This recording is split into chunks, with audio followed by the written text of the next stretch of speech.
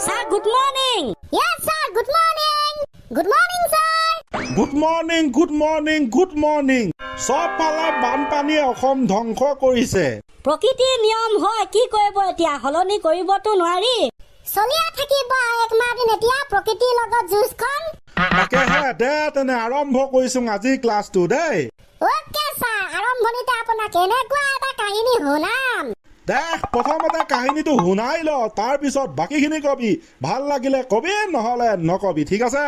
কি দিব ছাৰ এতিয়া বৰ বেলেগ ধৰণে দিব। প্ৰথমতে কৈ ল'বলৈ দে।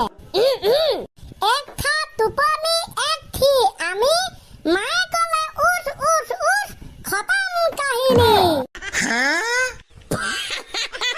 ছাৰ মই কৈছিলো না এডালে বৰ এটা খাটালাকে দিব বুলি। দি দিলে।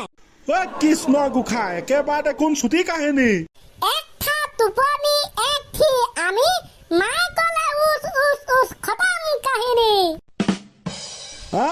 লজিক নথকা নহয়, আছে এক থা টোপনি এক থি আমি মায়ে ক'লে উঠ উঠ উঠ খতম কাহিনী শেষ। Bye bye Tata good bye finish খতম খেতে। সুন্দৰ ছাৰ হয় নাই? হোৱাটোতো হয়। এতিয়া ছাৰ আপুনি কওকচোন, ছোৱালী মানুহবিলাকৰ মুখত বাৰু কিয় দাড়ি নাথাকে? কি কলি তই? ছাৰ ছোৱালীবিলাকৰ মুখত কিয় দাড়ি নগজে? আৰে ভাই প্ৰশ্ন সুধিছ তই। ছোৱালী মানুহবিলাকে কৈছে নেকি ভগৱান প্ৰভুক ভগৱান প্ৰভু মোৰ মুখত কিয় দাড়ি গজাই দিয়া নাই চাইনিজ মানুহবিলাকৰ মতা মানুহবিলাকৰ মুখতো দাড়ি নাই, সিহঁতে কি কৈছে? ভাই মই কি তোক কৈছো নেকি? মই প্ৰশ্ন সুধিছো, উত্তৰ দিব লাগে না। তহঁতি আকৌ ক'ত ধৰিলিগে বে?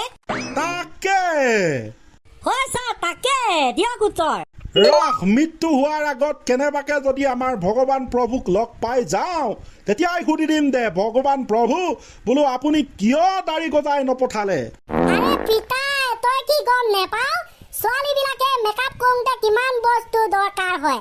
তাত যদি দাড়ি এগজা আকৌ নতুনকে দি পঠায়, তাতো আকৌ মেকআপ কৰিব লাগিব ভগৱান প্ৰভুৱে বিচাৰিছে ইমান টকা খৰচ নহওক।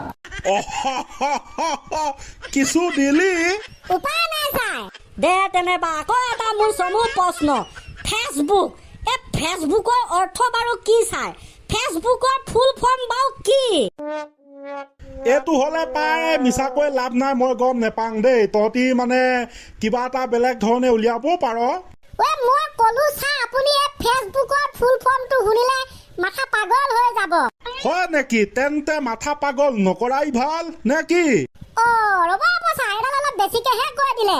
হয় একদম ছাৰ, মই কৈছো দেই, ফটেকাৰে ফে প্ৰথম চ বচকাৰে বুক ফেচবুক। এই ফেচবুকৰ এতিয়া ফুল ফৰ্ম কম আমি। শুনিছাং প্ৰথম কথা ফটেকাৰে ফে। ফটেকাৰে ফেটোৰ অৰ্থ হ'ব ফেটি সাপৰ দৰে বিষাক্ত। মাই গড! মুখটো প্ৰথমতে বন্ধ কৰি লওক ছাৰ, মাখি সোমাই যাব, ভটককে পেটত পাবগে, পেটত পেটু কুটি দিলে চেচেই।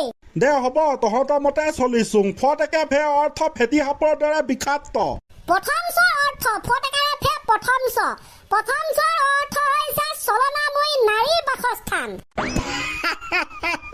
বিচাৰি নেপালি আৰু বেলেগ? উপায়বিহীন ছাৰ। তাৰপিছতে আহিলে বথুচুকাৰে বু।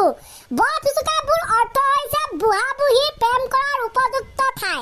ৰাম প্ৰভু, তহঁতকেইটা কলো বুঢ়া বুঢ়ীয়ে পালে বৰ বেয়াকে ধুব, কিন্তু যোনবিলাক বুঢ়া বুঢ়ীয়ে এগ্ৰী কৰে সেইবিলাকেতো এনেও ধুব হয় নাই? কথা কবলৈ আহে। তাৰপিছত লাষ্টটো হৈছে কৰ অৰ্থ হৈছে কৰ্মহীন মানুহৰ উপযুক্ত সংগী, কিন্তু এইটোক বৰ্তমান সলনি কৰি দিয়া হৈছে, তাৰ মানে কৰ্ম কৰাৰ উপযুক্ত ঠাই। ৰাইট, এইটো পিছে মিলিছে দেখোন। ঠিকে কলি। আগৰ দিনত কৰ্ম নকৰি অনাই বনাই তলকে ঘূৰি ফুৰিছিল মানুহবিলাকে ক'ত? ফেচবুকত। আমুকত কোনোবাই পোষ্ট শ্বেয়াৰ কৰিলে দে কমেণ্ট, উল্টাই পুল্টাই গালিয়ে হুপনিয়ে কি দিয়ে দিব, এতিয়া বৰ নথকা নহয়।